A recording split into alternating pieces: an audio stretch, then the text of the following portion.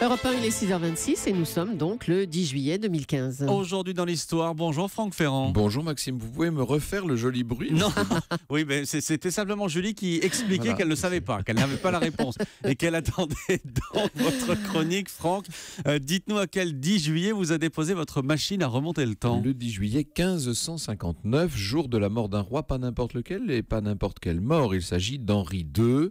Henri II est le fils de François Ier, le mari de Catherine de Médicis, et donc le père de 3 rois de France, François II, Charles IX et Henri III. Effectivement, c'est pas n'importe quel roi. Comment est-ce qu'il meurt ?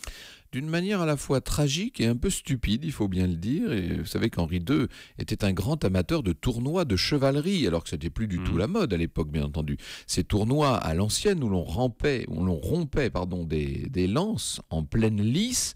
Il faut imaginer les 2 chevaliers qui se lancent l'un contre l'autre à quelques mètres de distance. Ils portent chacun une armure, une grande lance, un écu, un bouclier. Et au signal, on éperonne son destrier et on se jette sur l'adversaire. Alors c'est amusant, ça plaît beaucoup, mais c'est extrêmement dangereux. Et si je comprends bien, le roi y participe. Et comment? Malgré ses 40 ans, ce qui n'est plus tout jeune à l'époque, le 30 juin donc, Henri décide de prouver sa valeur de combattant, d'autant qu'est présente dans les tribunes sa favorite, Diane de Poitiers. Le roi se dit que c'est la dernière fois de sa vie qu'il va ainsi combattre, après quoi il raccrochera son armure. Alors, premier assaut, tout se passe à peu près bien, sinon que le roi est quand même déstabilisé sur sa monture, et il décide, contre toute attente, alors que normalement la passe est terminée, il décide de remettre ça. Il se retourne contre son adversaire qui s'appelle Gabriel de Montgomery, c'est un jeune chevalier. Montgomery n'ose pas refuser le combat, et revoilà les 2 chevaliers qui s'élancent, et là au moment de l'impact, la lance de Montgomery s'écrase, elle s'éclate contre le casque d'Henri II. Alors Henri II est complètement désarçonné, il va finir la passe complètement effondré sur son cheval, mais c'est pas le pire.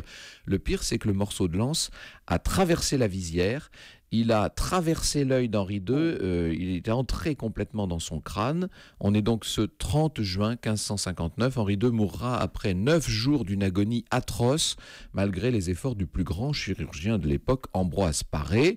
Ce dernier a tout tenté. Vous savez qu'il a même exercé ses techniques d'extraction sur des têtes décapitées de condamnés à mort. Mais enfin, ça, c'est une autre histoire. Oui, autre histoire. L'histoire, on la retrouve avec vous tout à l'heure à 14h sur Europe 1, Franck. Ah oui, c'est toujours un petit peu ragoûtant ce genre de choses. Au petit déjeuner, c'est parfait. N'est-ce pas?